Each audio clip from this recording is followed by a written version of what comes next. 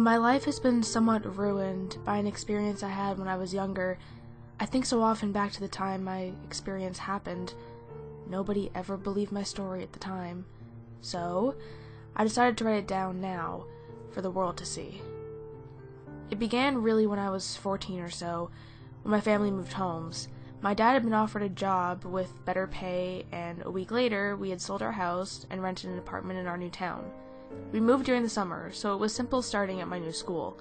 When the term began, I nervously walked from our apartment building to the school, which was rather close. I hadn't had the chance to meet any local kids, so I knew nobody, and was scared of having to make new friends all alone. I don't recall really speaking to anyone that morning. I was too shy. I just took my timetable in a slightly trembling hand and looked to see what my first class was. Math, in room 104. I checked the little school map handout I had been given. I looked at the map over and over. I couldn't see my classroom number at all. By then, no staff were around me, and I began to panic. Where the hell do I go? I noticed on the layout of the building that there was a whole section to the right of the school that seemed to have plenty of classroom-sized rooms, but no numbers. The class numbers on the far left of the school were numbers 300 to 310. The center of the building had rooms designated to the 200 to 230 range. I decided my classroom 104 would logically be to the right. So I walked down long corridors. Most of the other students were not new, so they'd already made it to their classes, whilst I contemplated my map. Because of this, the corridors were now deserted. In retrospect, I should have just found the help desk and asked them to give me directions, but I was so shy I'd rather try and do it alone.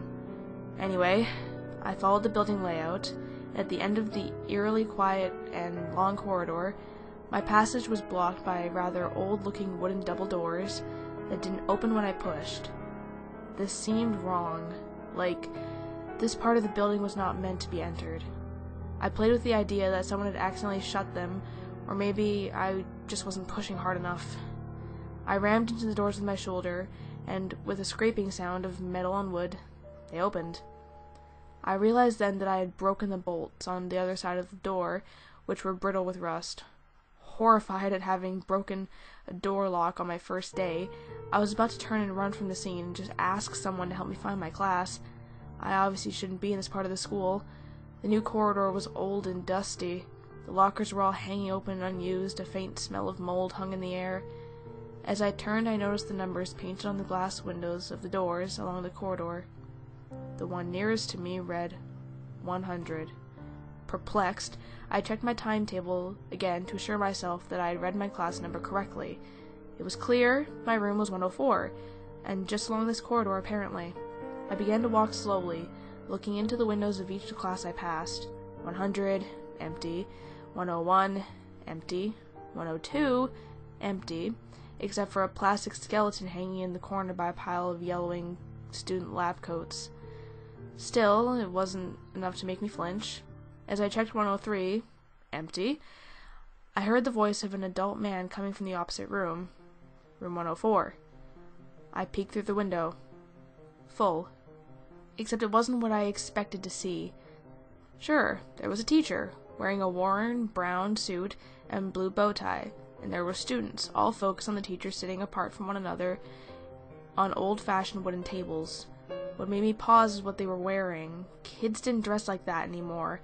It looked like a classroom from an old film or show. The teacher stood beside a blackboard, dusty from chalk. Despite this oddity, I knocked on the door. I assumed the school had a poor budget. My teacher didn't notice my knocking, so I quietly opened the door and walked in. None of the students took their gaze away from the teacher, who also paid no attention to me. I awkwardly apologized for my lateness, citing that I had gotten lost. Then I made my way over to the only free seat in the room and sat down. I felt my cheeks burn with embarrassment. I must have interrupted the class, I thought. The teacher began his lesson a few seconds later, rather casually. His name was Mr. Tallori. He began to chalk equations on the board and got the class to solve them. The lesson was rather ordinary, except for the fact that no calculators were used. Whenever I raised my hand to answer a question, almost to try and win back favor from the teacher, he ignored it and always chose another student to answer the problem. The lesson ended abruptly after what felt like hours. By the end of it, I was bored and miserable. I just wanted to get home and complain about the way I was ignored. When I left the room, I felt pangs of hunger. I glanced at my watch and was shocked to see the school day had ended. A whole day of maths? Horror. I decided I hated that school. I walked home, going over the day's events in my mind. It was all very weird, but I suppose I would get used to this new school eventually. When I got home, my mother was talking on the home phone. Her face displayed confusion. She heard me come in and frowned when she saw me. She looked somewhat angry and asked whoever was on the phone on the other end to hold the line. And then she accused me of skipping school. Confusion followed. I told her I was in class all day, but apparently the school had phoned saying I wasn't in any lessons and hadn't seen me after I collected my times table. I said I was in Mr. Talori's class in room 104 all day. I must have missed the register when I was late, I thought. My mom paused and told the school on the phone my story. Her expression froze after a few seconds, then she looked at me rather worriedly. She hung up the phone and told me what the school had said. Mr. Talori had not worked at the school in 38 years. Apparently, room 104 was part of an abandoned section of the school that hadn't been used since the school shooting nearly 40 years ago. The school thought I was playing some sick joke. That night I went on the web to find out if what the school said was true. Quickly, I had found an old newspaper articles about the school massacre that had been archived. A madman had simply walked into the school with a hunting rifle and shot a whole class dead. He had blocked a doorway and shot everyone in a math room. An old grainy photo showed the class where the murders happened. I recognized it immediately. It was room 104. An obituary showed tributes to the dead and photos of all that died. I recognized them too, Mr. Talori and all the students I had spent a day with. My heart felt like it had stopped. I felt sick. I felt cold to my bones at that moment. After that day I changed schools. Now, years later, I've written this, my account of what happened to me, which nobody had ever believed. The reason why now. Yesterday, I received a letter in the post. There was no address. It had simply appeared through my letterbox. It was a class reunion invite, signed by my old teacher, Mr. Talori.